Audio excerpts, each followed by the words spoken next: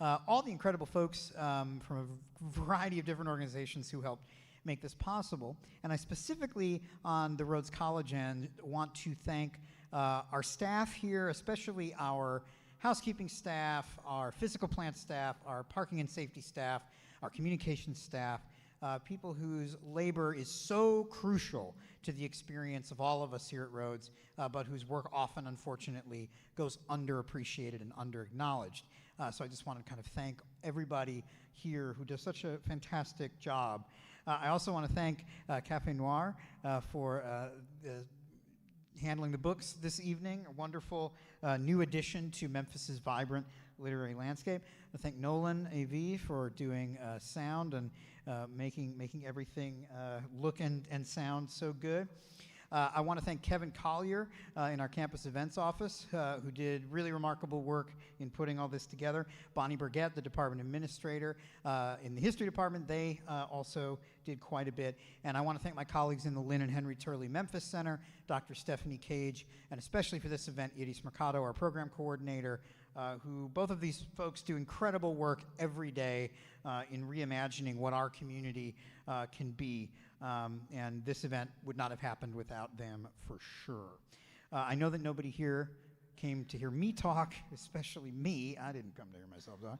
So I want to now turn things over to Laura Faith Cabetta, who is a distinguished journalist in residence at the University of Memphis and the producer of Civil Wrongs at the Institute for Public Service Reporting, a podcast that highlights forgotten cases of racial terror and connects them to present-day injustices. She will introduce our speakers for this evening. Thank you so much. Welcome to Rhodes, and have a good evening.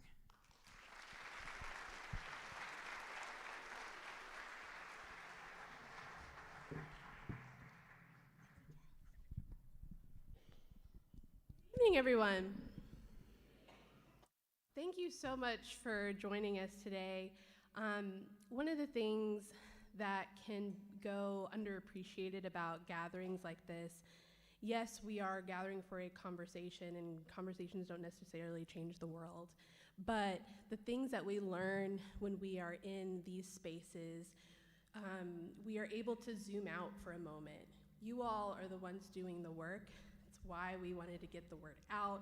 You guys are the ones that are experiencing what this book is talking about, whether it's you're experiencing directly, you're experiencing poverty directly, or you're working to end poverty in Memphis. And so this is a moment to step back and examine what is it that we're actually here for? What is it that we are looking to accomplish by the end of all of this? And I think one of the things that really drew me to the book that this event is surrounded by, it doesn't just say, how can we sort of reduce poverty? How can we sort of touch it and maybe have a small wins here and there? The call of this book is that there is poverty abolition. And that is a really big term, but it gives us an opportunity to think, what does Memphis, what does America look like without poverty? And what do we need to do to get there? So I hope that this time will be helpful to you. I really want to encourage you all to reach out after the event of some of your reflections, because the more that we learn from each other, the more that our community will thrive in not only just having conversations, but applying that to our lives. And as has been mentioned before, the two organizations hosting this event, I'm part of the Institute for Public Service Reporting at the University of Memphis and MLK50. And so we are a part of being able to convene, being able to disseminate information that you all need to do what it is you do in making Memphis such a thriving community. So we're here also to not only just be in the audience with you, but to listen to whatever it is that you feel you need to, the information that you need to eradicate poverty in Memphis. So just wanted to keep that in mind. And I have the honor of introducing our two speakers who will be up here on the stage for the rest of the evening. The first that I'm going to bring up on stage is Wendi C. Thomas, of whom I hope you all already know. Wendi C. Thomas is the founding editor and publisher of MLK50, Justice Through Journalism. She was a 2016 fellow at the Nieman Foundation for Journalism at Harvard University, and previously worked at the Commercial Appeal, the Charlotte Observer, the Tennessean, and the Indianapolis Star. And I hope this is also another one of her works that you're familiar with. As part of ProPublica's 2019 local reporting network, she investigated Methodist Le Bonheur Healthcare's aggressive debt collection policies, which led to the hospital to erase nearly $12 million in hospital debt for more than 5,300 people it had sued. Some of them were actually Methodist hospital employees. They were suing their own employees. So, yes, round of applause for that. And thankfully, not only was that recognized here locally, this work was recognized nationally. She received the 2020 Selden Ring Award, a first place tie in the Investigative Reporters and Editors 2019 award, and the 2020 Gerald Loeb Award, among other honors, of course. And in 2022, she was honored with the Reporters Committee for Freedom of the Press's Local Champion Award. So without further ado, I'll bring up Wendi C. Thomas to the stage.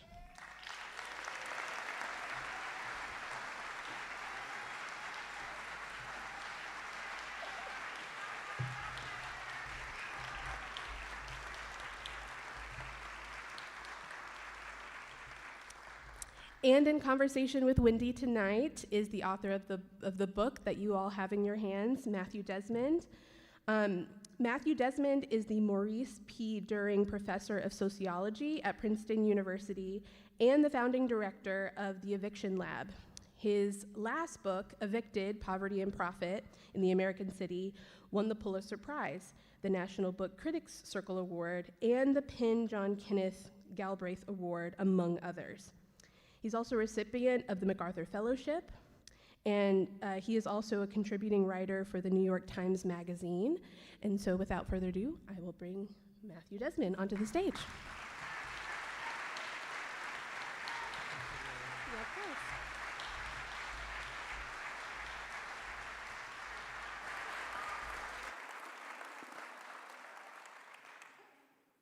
Am I good? I'm on? You're on. All right. I am so excited to be here with you today, Matt. I don't know if I've ever had the chance to tell you this in person, so I'm going to tell you while I tell everybody else out here as well. You've made an indelible impact on my life. We met nearly 8 years ago when I was a fellow at Harvard University, and I took your class, Poverty in America. My mom has heard me tell this story many times. Going to your class was like going to church, but without the hellfire and brimstone, like an opening, affirming congregation. I remember one of the classes that I was taking while I was at Harvard to incubate what would become MLK50. You asked this question. You said, what if poverty isn't an accident, but it's a robbery? What if poverty isn't an accident? And I've sat with that question. Anybody who works with me has heard me ask that question, and I think poverty is a robbery. And if it's a robbery, then there are thieves, and the thieves' names can be known. And thinking about poverty as a robbery has really shaped how MLK50 and our team thinks about our responsibility to name the robbers. We focus on poverty, power, and policy, and how the intersection of those three can conspire to create a permanent underclass. You're joining us in Tennessee at a moment when the attacks on the poor seem sharper and more cruel than ever. In just the last legislative session, the Republican-controlled legislature made it harder for workers to get unemployment benefits and made it harder for unions to organize. And the attempt to extend the debt limit calls for more work requirements to receive food stamps. And yet, all of this is happening in the richest country in the world. In your latest book, it really feels like an extended answer to the question, what if poverty isn't an accident? And so I kind of want to jump in there and say, the first question of your book is, why is there so much poverty in America? So why is there so much poverty in America? Right to it. Right to it. Right to it. Yes. It's an honor to be with you, Wendi. As the founder and president of the MLK50 fan club, I just want to say it's wonderful to see you again and wonderful to be in conversation with you. And thank you all so much for coming out for this conversation. There's so much poverty in America because we benefit from it. And that we is a big we, I think. Some lives are made small so that others may grow. And when I was researching this book, I came across this line by Tommy Orange, the novelist, where he writes, "These kids are jumping out of the windows of burning buildings, falling to their deaths. And we think that the problem is that they're jumping." And when I read that, I was like, man, that's the American poverty debate. For over 100 years, we focused on the poor, the jumpers. We should have been focusing on the fire, or who lit it, who's warming their hands by it. So this is a book that tries to be about the fire. Are the people in the burning building, are they being pushed? Are they, say it's not focusing on the jumpers, but as part of reading this book, I really felt convicted about some of the personal decisions I may have made that stoke that fire. Well, I just love that idea and that response to the book, because a lot of times when we talk about the poverty, it's always someone else's responsibility. If we lean conservative, we might be like, all right, there's so much poverty in America because folks don't work hard enough, or they've made different choices, or their families doesn't look like my family, or there's a skill mismatch and you just need to educate our way out of poverty. And if we lean a little bit more left, a little more liberal, we might say it's about history, it's about institutions, there's systems involved here, and there's 38 million of us that can't afford basic necessities, and it's no one's fault. Or it's always that other guy's fault, like that one senator that voted that one way, that other political party, that guy that's just a little richer than you or a lot richer than you. And I think that what those kind of things do is let us all off the hook. And a lot of us, we were just having this great conversation with poverty advocates and civil rights attorneys and philanthropists before we came out, right? And a lot of us are attacking to this issue, but we have to take, and we're kind of like, how do we build a political will? And I think one way to do that is by taking responsibility for this issue, realizing how we're connected to the problem and the solution. So let me speak concretely about how we are connected to the problem. So many of us consume the cheap goods and services the working poor produce. Many of us are invested in the stock market, indirectly or directly. If we're not, our institutions certainly are. Don't we benefit? When we see our returns going up and up, even if those returns come at the cost of someone else. The United States have this imbalanced welfare state, right, where we give the most to families that need it the least, especially in the form of tax breaks, and then we ask, how can we afford to do more? And many of us benefit from those tax breaks. We get things like the mortgage interest deduction, or we get to write off saving for college, We kind of, and that benefiting starves anti-poverty programs, these deeper investments the country needs to make to abolish poverty. And then finally, many of us, and this is especially a word for the white folks in the room, continue to be segregationists. We build walls around our community, and we hoard opportunity behind those walls. And so part of this mission is to tear down the walls. All right. You talk in the book early on about poverty being various things, about it being trauma, about it being illness. Can you say a little bit more about that? Yeah, so when we talk about poverty, we talk about the line, right? If you're like $27,000 or less for a family of four, you're officially poor. There are 38 million Americans below the official poverty line, which means if the poor founded a country, that country would have a bigger population than Australia, right? Giant number of Americans. But like 27K for a family of 4, that is really low. That is really low. 1 in 3 Americans live in homes making $55,000 or less. So you're making $50,000 raising 2 kids in Memphis or Nashville. You're not considered officially poor, but like, what else do you call that? And so there's plenty of poverty above the poverty line. But also, like, these numbers don't even get at like the lived reality of what it means to be poor, right? Because what it means to be poor is often not just like not having enough money. It means not having enough choice, not being able to like express your freedoms. It's like tooth decay on top of incarceration, on top of eviction, on top of debt collector harassment. It's the suffocation of your talents and your dreams. It's death, come early and often. So between 2001 and 2014, the richest women in America gained 3 years of life, and the poorest women gained 15 days. So I mean, far from a lie in poverty is this tight knot of social maladies and agonies and humiliations, and it means that like millions and millions of Americans are denied dignity and security and freedom in the richest country in the history of the world. Yeah, that's sobering. When you talk about poverty being death and literally shortening your life, you write in the book about a man that you met in, I believe, maybe Wisconsin, who had an injury to his foot. Yeah, my roommate, Wu, my friend, yeah. Yeah, Wu and I lived together when I was writing Evicted. He was my roommate on the north side of Milwaukee, and security guard, worked all the time, but not in the kind of jobs that took down your social security number. So officially he'd be considered unemployed, even though like he was like one of the hardest working people I've ever met.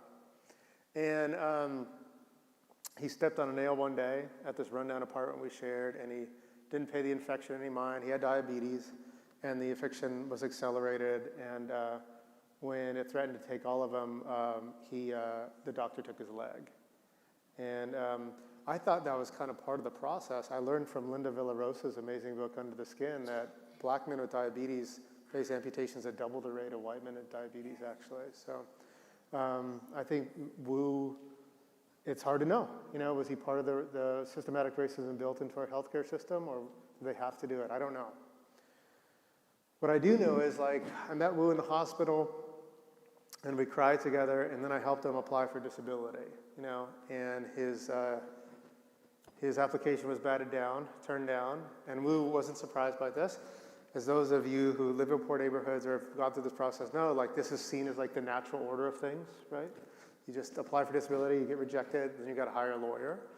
So Wu did, and his lawyer helped him win the case. You can hire lawyers on contingency, and they get a chunk of the back pay that you're entitled to for waiting for the relief.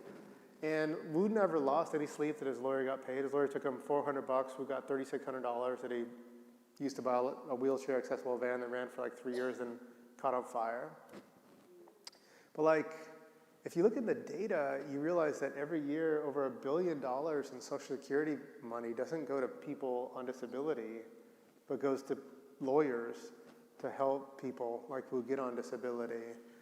Wouldn't it be great if those public interest lawyers were fully funded in a way that we didn't have to draw from that bucket for folks like Wu? Yeah. I think that's one thing that really stood out. One of the many things that stood out for me in your book is that there's so much money to be made off of the poor. And was it $1 billion that the government spends to hire a lawyer to help you get on disability, when that money could easily be redirected to actual people in need? Right. I mean, I think I got this perspective by living in Milwaukee, because when I moved to Milwaukee, the first place I moved was like a mobile home park on the south side by the airport. And I was like, if you could afford to buy a mobile home park, why would you buy a mobile home park? It's like, why would you do that? And then the landlord let me see his rent rolls, so I could calculate his bottom line. So I could take account for his vacancies and the missed payments and the water bill and the property tax and the trash pickup, all that stuff. And I calculated that the landlord of the poorest trailer park in the nation's fourth poorest city which was not a big trailer park, 130 trailers, was taking home about over $400,000 a year after expenses. And so then I was like, oh, why wouldn't you buy a trailer park? Like, and that was like a lifetime of difference for his tenants that were like, on disability or working really poorly paid jobs. And so that really got me thinking about poverty in a whole different way. And I think that's thinking about the fire, And so I think when you start thinking about the fire, you start addressing problems of poverty differently than we do if we talk about the jumpers. So I've been studying eviction for the past 10 years, right? So like if you asked me, what explains why someone gets evicted? I would draw on the best data possible, like the best data we have. And I'd be like, race matters. Living with kids increases your likelihood of eviction.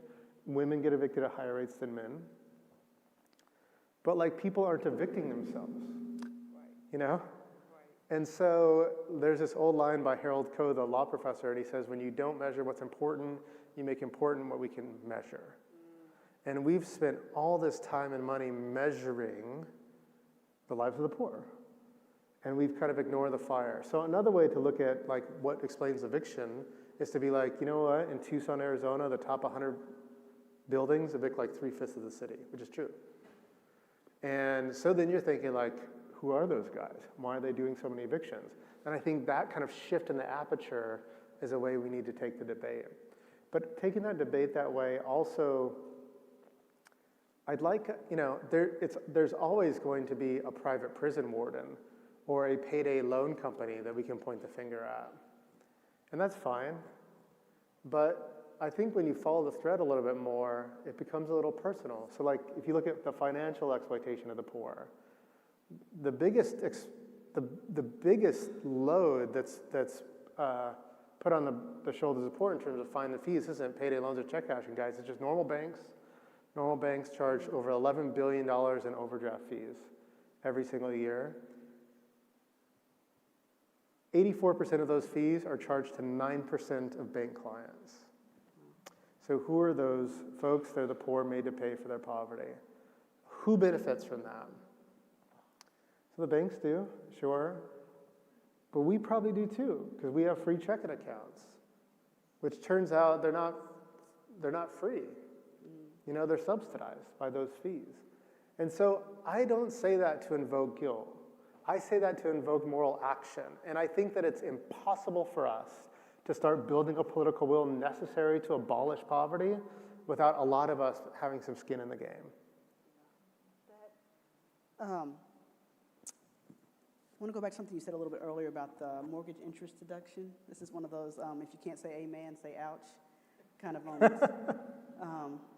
The lifetime limit for cash welfare to poor parents is 5 years, but families claiming the mortgage interest deduction may do so for the length of the mortgage, typically 30 years. A 15-story public housing tower and a mortgaged suburban home are both government subsidized, but only one looks and feels that way. I think it's fascinating how we've come to view some programs, government programs, as welfare, and some are definitely not. Right. And you talk about how the more, you'll have to correct my phrasing, the more public something becomes, the less people want to use it, Yeah. the less people want to use it. Yeah, absolutely. And it's I get it. I get why we don't think of tax breaks like a welfare check. I get it. Our brains work that way. If you lose $1,000, it hurts way worse than if you find $1,000. There's this loss aversion that's kind of built into our psyche. And so when we pay in taxes, we're not thinking about all those tax breaks we get, right? We're thinking about what we got to pay. And everyone talks about taxes like this, oh, taxes. Everyone does, left, right, center. And it's just reinforced over and over again. But if you think about it like a tax break and a housing voucher, for example, they both cost the government money. They both contribute to the deficit. And they both are designed to incentivize some sort of behavior, owning a home or saving for college or things like that. And so we have to start thinking about tax breaks as a part of the welfare state. We just have to. Like the welfare state's just this giant circle of money, and we could subsidize homeowners by like sending them a check every year or allowing the mortgage interest deduction. It's the same difference. The issue is, like a few years ago, 2 years ago, we spent $193 billion on homeowner tax subsidies, which is more than triple the amount we spent on direct housing assistance to the needy. Only 1 in 4 families who qualify for any kind of housing assistance receive it in America. But homeowners have an entitlement for a housing voucher, basically. You know, most white families in America own their home. Most Black and Latinx families, because of our systematic dispossession of people of color from the land, don't.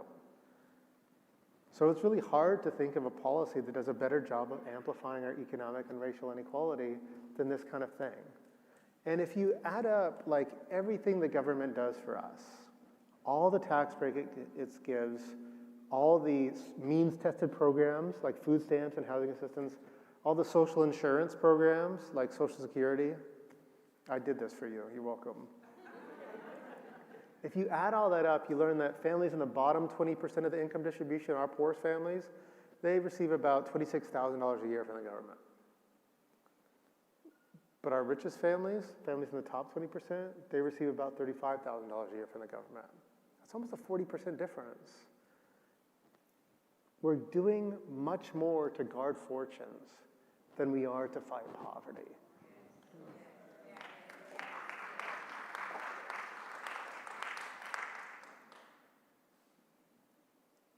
So it's not about us not having enough money in America. Oh my God, no. Because that's the response you're going to get, right? You say, Yeah. when you point out these numbers and we spend this many billion on this and we can spend on this, people say, but the deficit. And, Yeah. And, but we can't afford it. And, but how are you going to pay for it? Yeah. Yeah. Do you just push those people off the bridge, or how do you? We have to cultivate a language, like an automatic response to that kind of critique, because that's a lie, right? It's just a lie. Like, but you don't get people to stay in the room with you if you say you lie, unless you're. we have to do something, Yeah. you know. And I think that, you know, just to think about how wealthy the country is, right? Like, our economy is bigger than the 3rd, 4th, 5th, 6th, 7th, and 8th largest economies in the world. Like some of our states, like California, I think has an economy that's like as big as Canada's, right? We just have so much wealth in America. And so when faced with this idea about like, in a world of scarce resources, that's not what we mean. What we mean is, I have a lot, and I do not want to give up the thing I have. And so I think that, you know, a study came out a few years ago that showed that if the top 1% of us just paid the taxes we owed, they owed,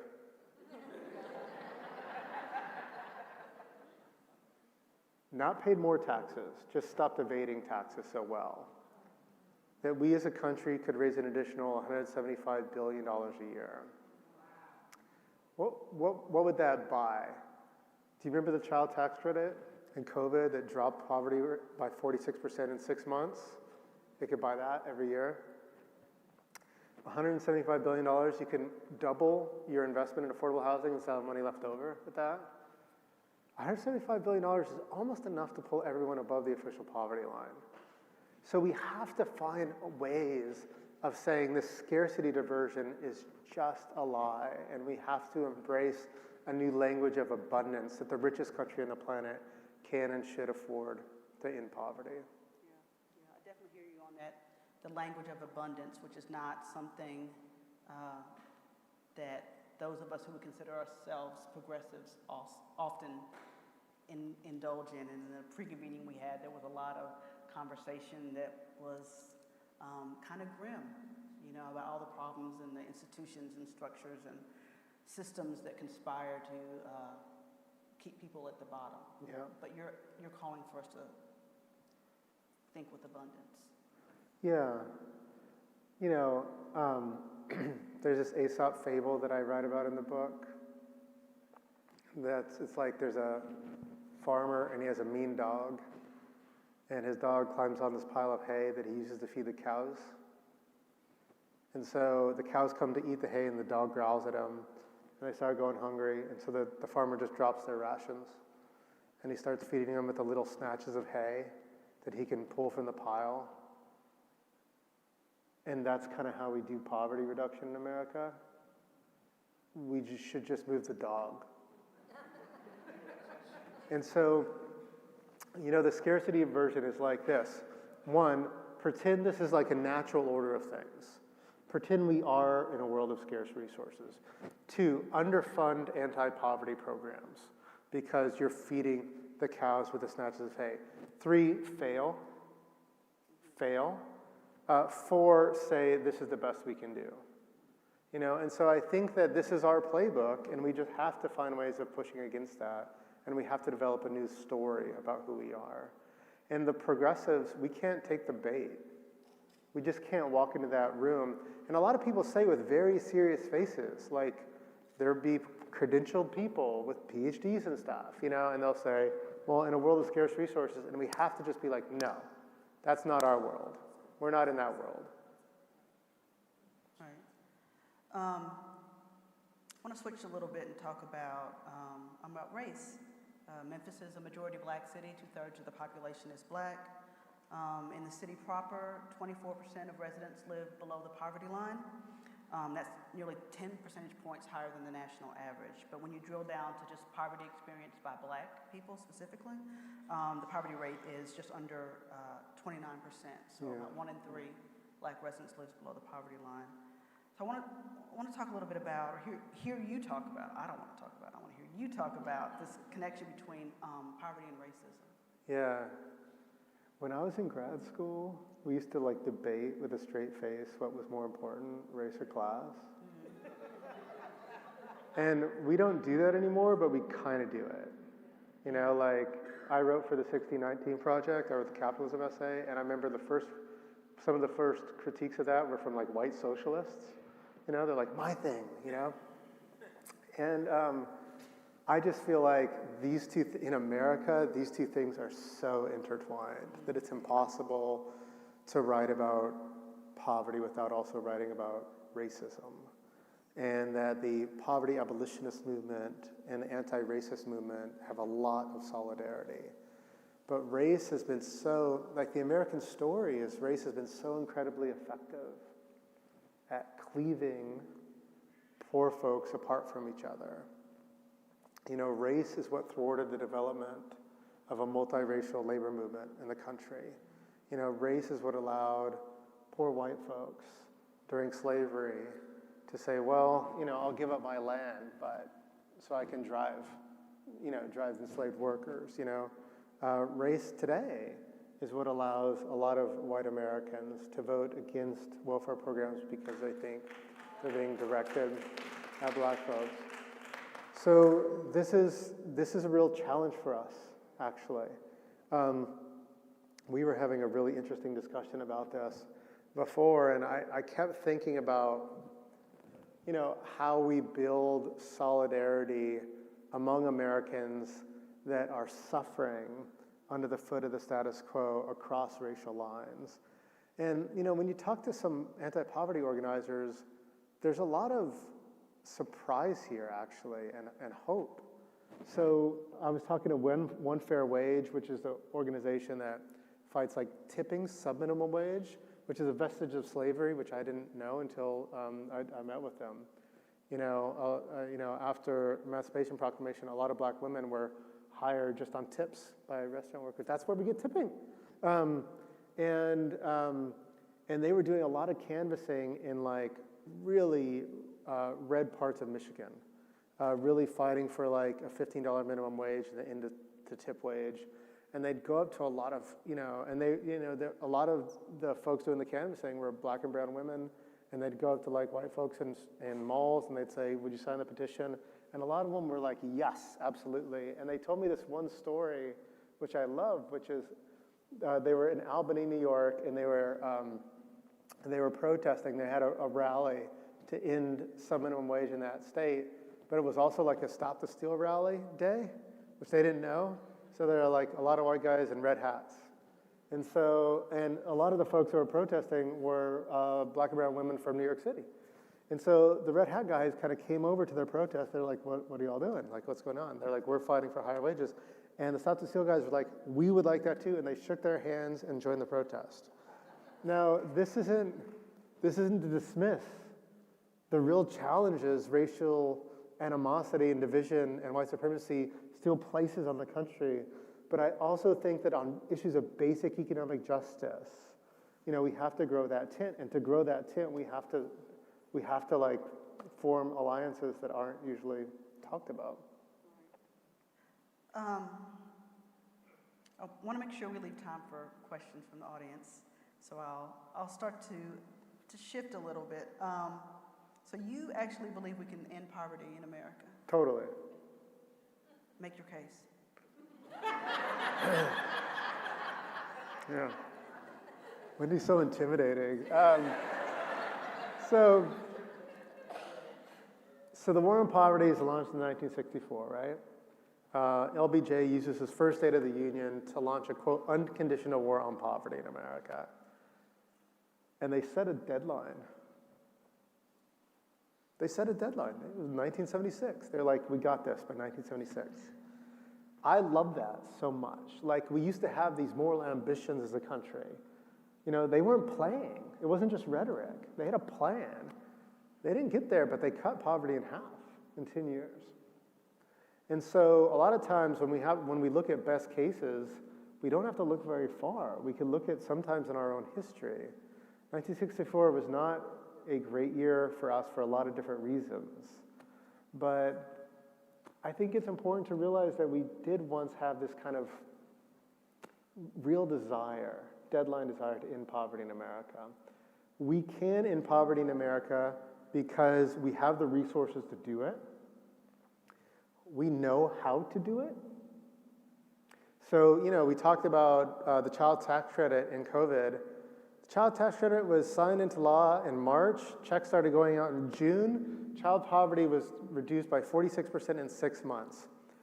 Emergency rental assistance started rolled out during COVID, which was basically like help renters pay their rent during this time where no one can go to work.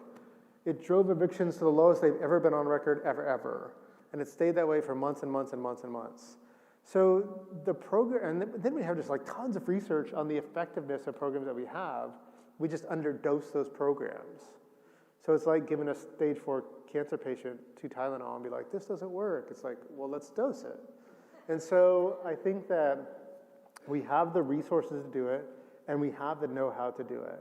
So the hard part is just the political will. And for me, that's not like abstract, actually. That means that those of us that are willing to take like, what is today, Tuesday, Wednesday? I forget. To take an evening and to have this conversation, those of us in this room, like what if we started making steps to change the common sense about poverty in our own lives? And so I think this means doing things like shopping differently, investing differently. I was in London a few months ago, and there's shops that are like, this shop pays a living wage. Sticker on the wall. Interesting. A lot of our shops have like rainbows and Black Lives Matter stickers, and that's great, but we have no idea how like much the workers are getting paid in these shops.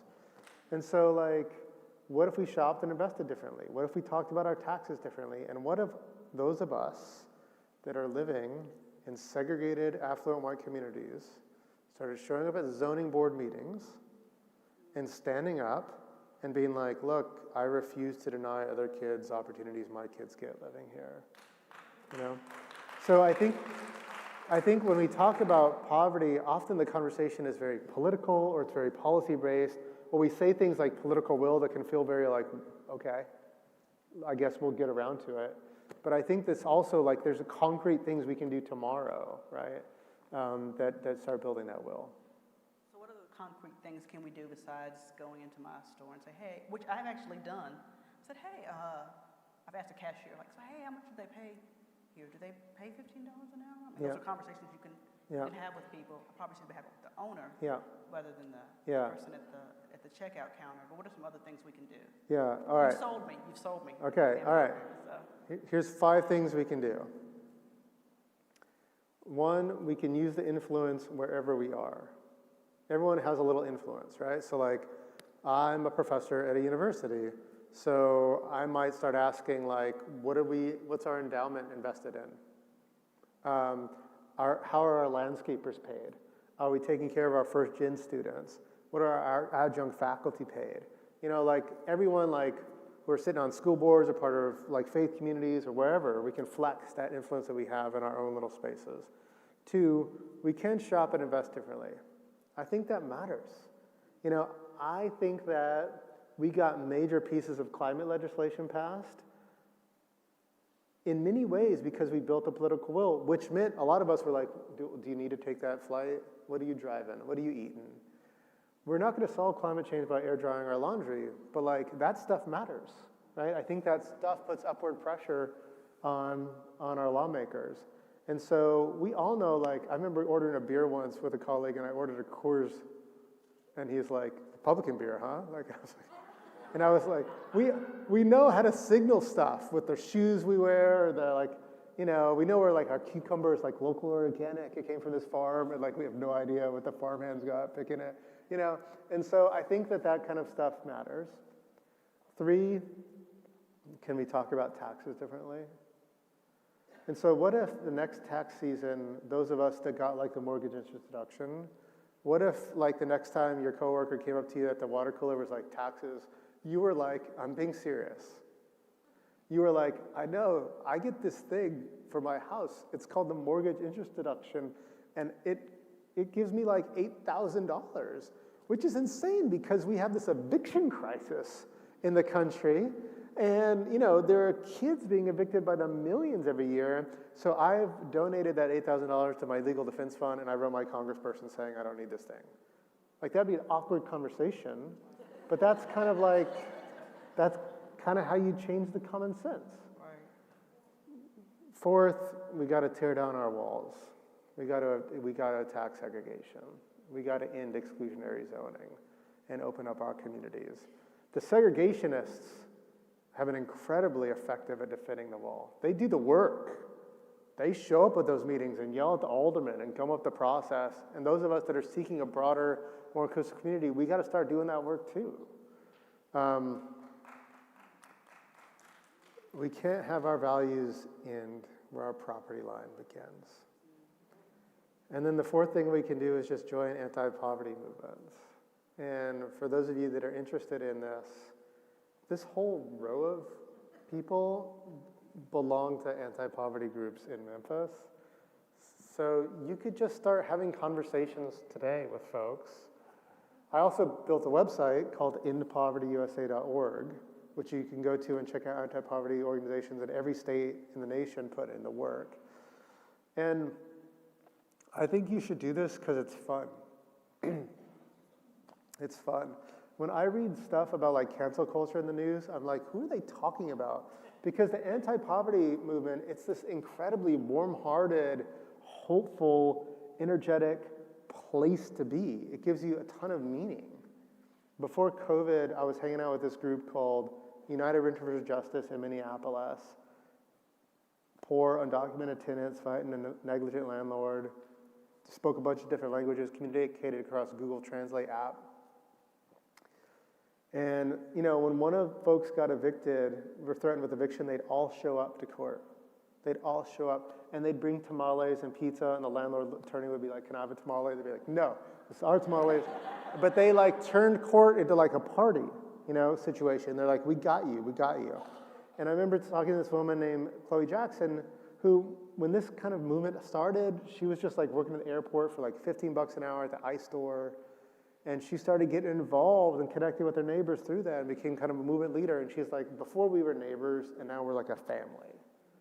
And that's like, don't we want to be at a place like that, you know? And like, I don't see myself as a movement person, like a chanting, sign-carrying person.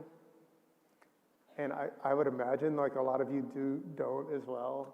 But like movements need like lawyers and nurses and marketers and accountants and even like a writer, a journalist or two.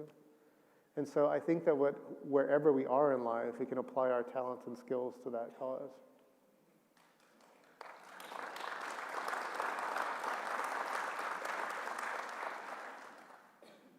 We will take some questions.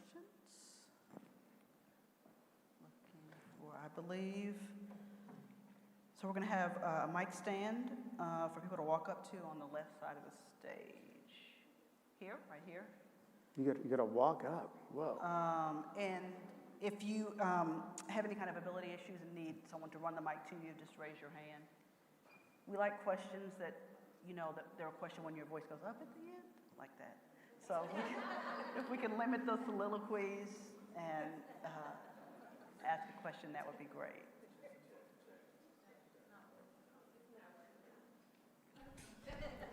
So we've got a mic here, and then I see a hand raised here for people who aren't able to move to the mics. The middle row, the silencing of the middle rows. People who had questions but sat right in the middle, so they couldn't get out. I think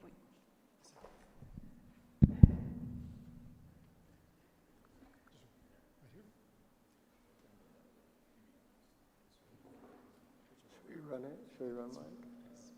Should we run the mic? Just south of here lies the Mississippi Delta, one of the poorest parts of this country. Yeah. What do you see as the difference between the solutions for urban poverty and rural poverty? Yeah. So on the one hand, there are big differences. You know, transportation is an issue here in Memphis, I know. It's a big issue in rural communities, you know, getting to and from work. Basic sanitation and water, 2 million Americans don't have access to running water. And a lot of those Americans are living in very rural, very poor places. But the basic building blocks of what makes the Delta so poor and what makes folks in LA poor are the same. You know, the Delta is a site of incredible exploitation. It historically has always been that way, and it is there today. And the studies that I've read about the Delta are about a small number of people owning a ton of land and exploiting that. And they're also about companies coming into that community, milking that community, taking about massive political control of those communities, and running. And so that's a story that I think can be repeated in a lot of different places across the United States. There are several pockets of deep, persistent poverty where the counties have been deeply poor for decade after decade after decade, and the Delta is one of those places in America. Go ahead, we're going to go right here. Book, evicted, and I was blown away by it. I cried for 3 days. But the thing that kept me going still is that I think you missed something out, and I think we're still leaving it out today. I've worked in homelessness for 40 years, and there's still the most marginalized people out there, and it's mainly because of the ones who are mentally ill or addicted. And the ones who are mentally ill are out there because there is no place for them to go, and they cannot get treatment because of a 1965 act that prevents them from using their Medicaid to pay for treatment in a state institution of mental illness. So we have thousands of them out there, and they're in jail, they get killed on the streets, and it's not just the poor people, it's the rich people too who still can't get them in because the law won't allow it. I would love to see you address that in your next book. I'll do my best. There's so many, maybe you should write that one. I read a study the other day that showed, you know, a lot of times when we talk about homelessness, we talk about folks wrestling with addiction. And the study interviewed a bunch of homeless folks that were using meth. And they started using meth after they became homeless, because it's really scary to be homeless. and you're kind of you want to stay up and you want energy and so a lot of times we can confuse cause and effect. You're not doing that, but a lot of times we can, about saying, okay, you're homeless because you use meth. It's actually the other way around. And I think that this is a really important point for addressing things like mental health. And the evidence of like the Housing First initiatives, I think, are really encouraging here. That if you have someone who's struggling with addiction, who has struggling with mental illness, who's homeless, a great way to start is just to stabilize that person's home, and that allows a foundation to be built for this broader health plan. And so I think that you're right. The country has done a very cruel job addressing a mental illness crisis, especially in the last several decades. We're allowing poverty in the streets to triage it, but also the prison. By some estimates, 1 in 3 folks that are incarcerated have a diagnosed mental illness. And so, this is kind of our American style of dealing with that issue. Yeah. It's the schizophrenia and the bipolar. And for years, I talked about the fact that they were so sick, they didn't know they were sick. Well, there's a word for that now. It's called anosognosia. They are not going to go any housing anywhere because they are listening to the voices. So if they don't repeal the institution of mental disease exclusion, this is never going to change for them. You can't get them in. There were 500,000 beds in 1965, and there were fewer than 40,000 today.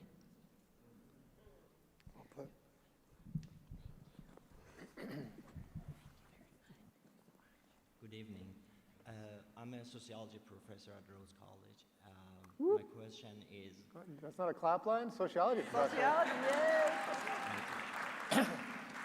My question is poverty by America in Memphis. I was wondering if you can comment on poverty elsewhere by the United States and core countries like European, so-called civilized industrial countries.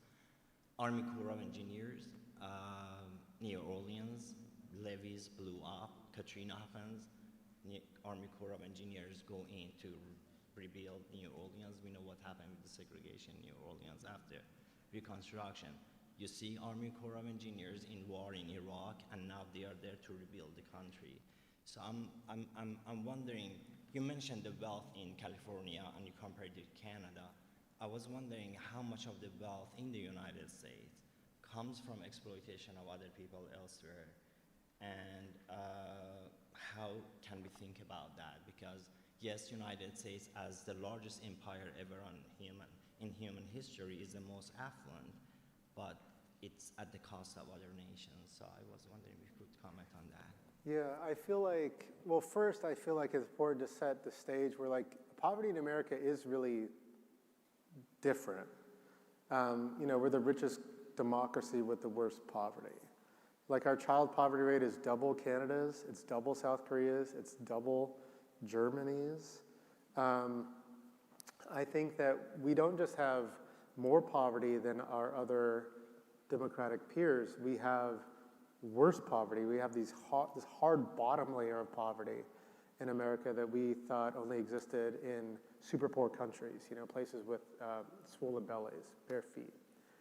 Angus Deaton, the Nobel laureate, found that over 5.3 million Americans live on $4 a day or less in America, abjectly poor by global standards. That sets us apart. Now, why? And I think that's a big question. But one of the answers is clearly we do not match these peer countries when it comes to the investment we're making to end poverty. So Germany, France, Italy, the Netherlands, they collect about 38% of their GDP in taxes and redistribute that in a spirit of broad prosperity. We collect only about 25% of our GDP in taxes. And so that's the big difference, I feel. Rephrase my question. No, I understood the other part of your question too, which is like the exploitation of people outside of the United States, right? The reason I'm not answering that question is because I don't have a solid answer for it. I think addressing and getting my hands around poverty in America is like the big enough thing. And if we started to do that, then I think we start asking questions about immigration and colonialism and exploitation of other countries' resources. But I think we have to start at home first to get our hands around those broader points. But I think this is an argument that certainly can be extended across our borders.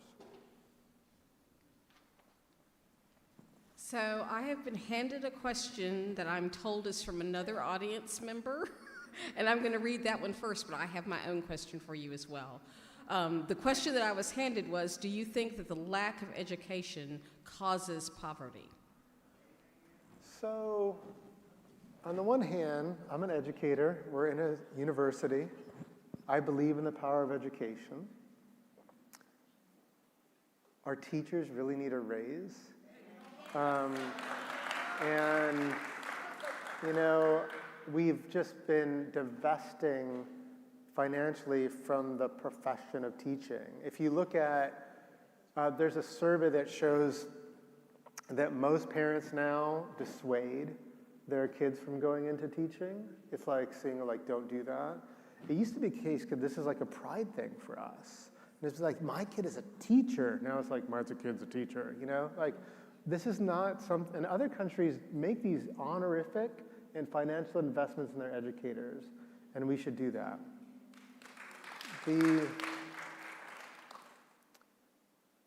I also think we can't educate our way out of poverty. And it's part of the solution, but it's not the full shebang. So if you look at Germany, Germany has half the poverty rate we do. About half of our country has bachelor's degrees. In Germany, it's only about a third. Way less educated than us. Way less poverty. We have a lot more folks graduating from high school today than we did 50 years ago. A lot more folks from low-income families going to college today than we did 50 years ago. And poverty jobs have increased during that time. And so this is part of the solution, but I think that we need to avoid the idea that we can just get everyone the right education, we can get there. A third of people that have bachelor's degree make less than the national income, like national median income. And so I think that this is about power and not just about credentialing or having the right skills, yeah. Thank you. Now I'm going to ask my question of you. Read your book. Thank you for your book. Highly informative. You use the word abolition. Yeah. And I'm going to put that into a little bit of historical context and say that post-1865, the abolitionists suddenly became really silent. And we went into 100 years of Jim Crow and black codes and segregation and all kinds of things. That was the next 100 years after the abolitionists had gone silent. So my question for you is, if we enter now a period of poverty abolition, what keeps the abolitionists from going silent on us again? And I'm writing a paper about that. So whatever you say now is probably going to be published. So there you go. On the record. Well, I'd love to see that paper. I've taken a lot of lessons from abolitionist movement, the movement to abolish slavery, and more recently, the movement to abolish the prison. Poverty abolitionism shares with those movements the conviction that poverty is an abomination, right? I don't want just less of it, I want it abolished in this country. And I think abolitionist movements have also taught me to accept the core fact that profiting from someone else's pain corrupts all of us. How can we make the abolitionist movement gain steam and not go silent? I ran across this quote once from this book. I think it's called The Almanac of Sands. And the quote goes something like, if you want your people to build a ship, you don't assemble the wood and you don't gather the team, you make them long for the edge of the sea. And I think part of our work is to making us long for a country without poverty. That is a safer country. That's a freer country. That's a healthier country. I think that's a country that a lot of us are pining for, which means we need to be fluent in the language of generous, like creation and imagination, and not just fluent in the language of critique.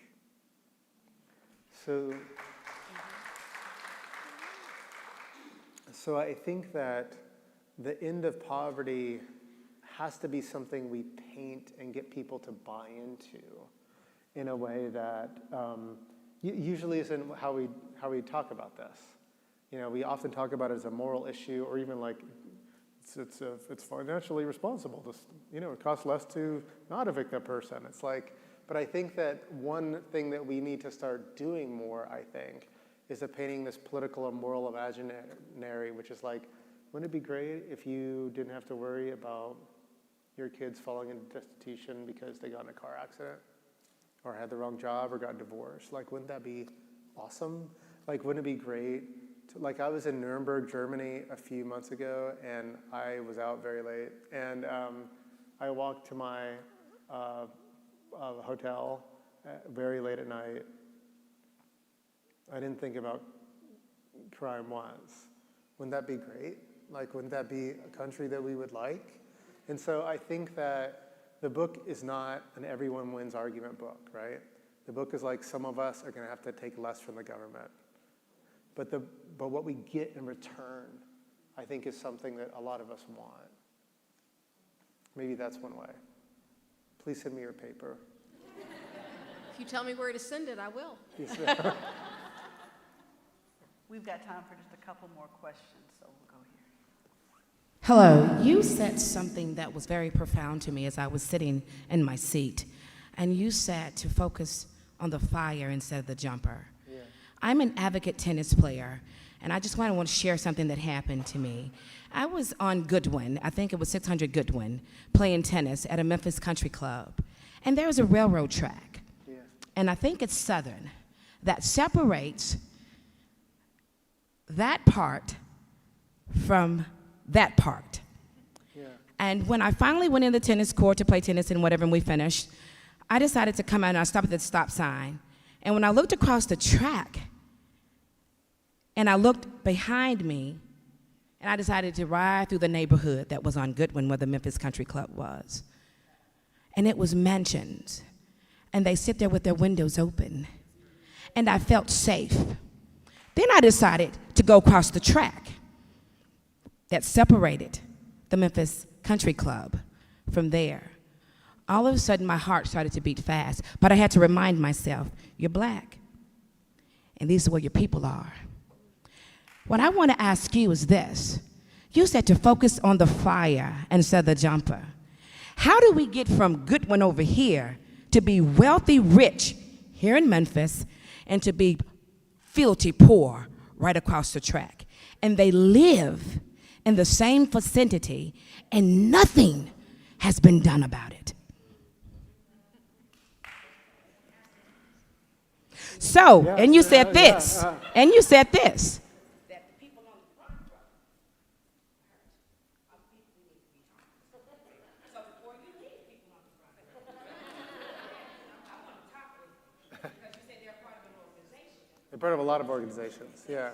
You said specifically one organization that stood out that caught my attention. So how do we handle that? What do we do differently? How can we Go to the microphone. How do we handle that? What can we do different? It's just a track that's separating the wealthy from the poor, from poverty. So what do we do? How do we make a difference? Where do we start? And so the jumper, let's focus on the fire. So we can start by tearing down the wall that separates those two communities. The wall is made out of laws. There's no more boring phrase in the English language than municipal zoning ordinance. Okay. But that's that thing that's separating those two communities. On most residential land in America, it's illegal to build anything other than a single detached family home. Where does that come from? That comes from racism. It used to be totally legal to be like, white folks get to live here, black folks get to live here. And then the Supreme Court was like, you can't do that anymore. And then so cities were like, this is where the homes are, this is where the apartments are. And it was like, same difference. And so we have to start picking apart at that wall that upholds that track. One of the things we can do is replace exclusionary zoning laws with inclusionary zoning laws. What these laws do is say it's illegal not to build affordable housing in this community. We have to do it. To get there, we have to start doing the tedious, boring, everyday work of chipping away at the wall. Because the segregationists do the tedious, boring, everyday work of maintaining that wall. For those of us here that might be elected officials or part of the local government, Yes. this also means thinking about how we do democracy in an undemocratic way when it comes to this issue. So a lot of times, there'll be a housing proposal on the table and there'll be like a hearing. And it'll be like a Tuesday night, 7:30. You can come and you can speak. Well, who comes? Like retired white folks that are homeowners, They come. This isn't me this is like science. There's a book called Neighborhood Defenders that actually surveys who goes to zoning board meetings, and they're not reflective of the community. They're whiter, they're richer, and they tend to be homeowners. So we need to think about how to give democratic voice in a way that gets around this, like, the only folks that can do democracy are the folks that could show up at that time, at that meeting. This means like maybe surveying the broader community, getting buy-in, going to places where people are working or congregating or faith communities and that kind of thing. And speaking of faith communities, where are you at when it comes to segregation? Yes. So I think that faith communities, especially in a state like this, can raise moral power in a way that, frankly, we haven't seen when it comes to poverty abolitionism. Well, thank you. I would love to see you. You said we. I like that. All right. We've got one last question from this gentleman here. Okay, good evening, and thank you for the book, Matt. I'm a book nerd, so this is coming in handy. Appreciate it. There was one question I want to try to make real simple. When you had the list, they had the list on the board about one word for poverty. I was trying to get in. My word was victim, and add to that powerless victim. So how do we expect powerless victims to have any influence in changing their condition? They don't have Republicans or Democrats. None of them represent people of poverty. It's just we don't have an advocate for changes. So how do we expect powerless victims to change a lot? Yeah. Frankly, poor Americans deserve more than either party has delivered for them in the last 50 years. And it's not really a shocker that a lot of poor Americans have withdrawn a bit from the political system. They voted in a Democratic president, and that Democratic president reformed welfare and kicked folks out and passed NAFTA and signed the crime bill. And so I think that there's a lot of, for those of us in the Democratic Party, there's a lot of soul searching we need to do about our own party. For those of us in the Republican Party, I have a question. What are you guys doing to fight poverty? Like, what is your answer to poverty? I think that's something conservatives should be putting on their elected officials. Building power, though, is really essential.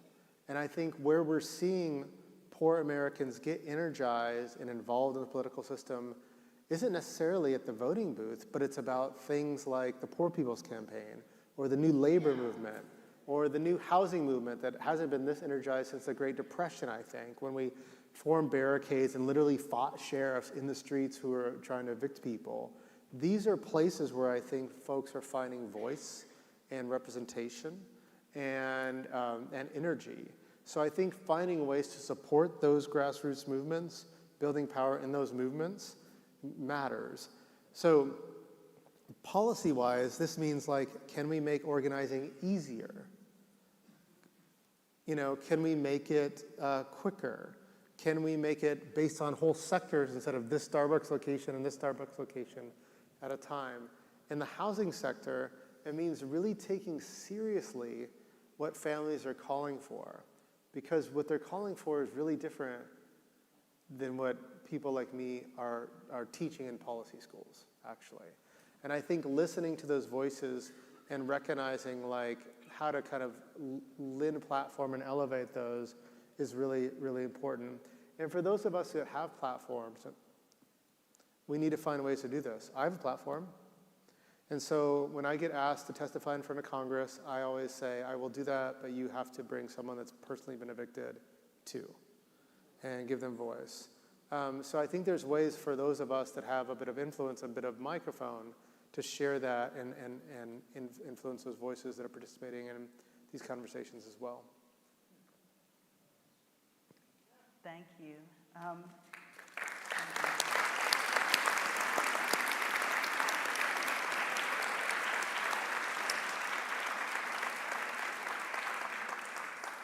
Y'all see what I mean about going to church? But it's like a good church. Thank you. Thank you for that.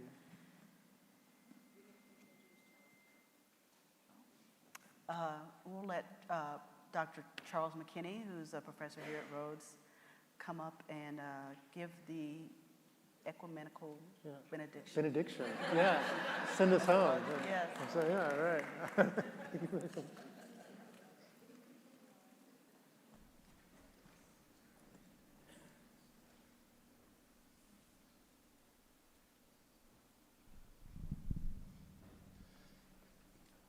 Hey.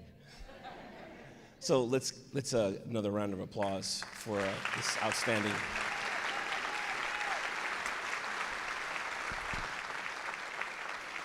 So I'm just here to say really quickly, the first fact of emancipation, the first fact of abolition, the first fact of transformation is information, right? The first fact, the first thing we have to do is we have to know what it is we seek to fix. We have to know what it is we seek to confront. We have to know what it is we seek to correct. And so we're brought here tonight by two amazing organizations, MLK50, Justice Through Journalism,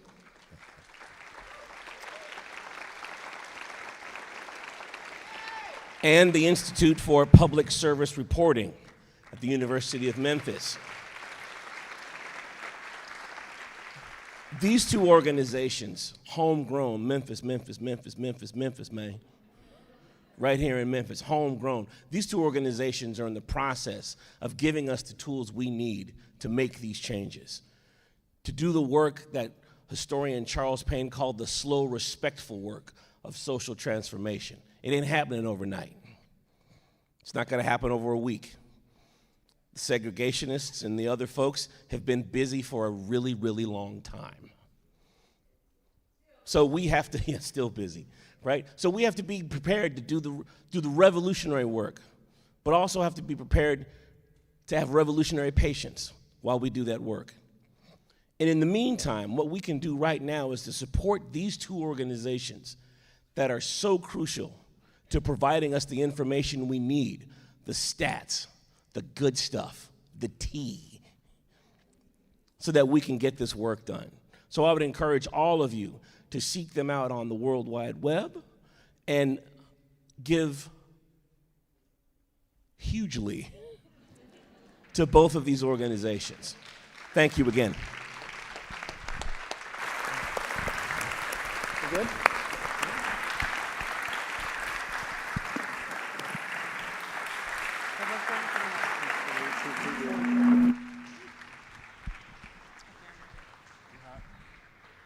Thank you for joining us for Poverty by Memphis. Drive safe, work together. Check the back of the program for our Discuss, Debate, Conspire. Can you work together to abolish poverty in Memphis? Thanks again. Sign up for our newsletter, and we'll see you next time.